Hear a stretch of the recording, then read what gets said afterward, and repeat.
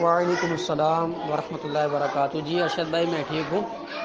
دیکھیں، زکوٰۃ کا پیسہ ہلا کر کے مسجد میں لگا تو سکتے ہیں، لیکن علماء کرام اور مفتیان کرام اس سے منع فرماتے ہیں، کیونکہ دیکھیں مدارس وغیرہ بھی، ادارے وغیرہ بھی زکوٰۃ لے کر ہلا کر کے اور مدارس میں لگاتے ہیں۔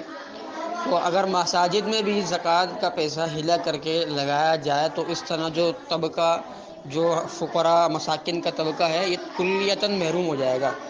ابھی جو ہے یوں سمجھیں کہ آپ پہلے آلریڈی ہم مسجد و مدارس کے لیے، اداروں کے لیے، دارالعلوم کے لیے زکوٰۃ لیتے ہیں، پھر ہلا کر کے وہاں لگتا ہے پیسہ۔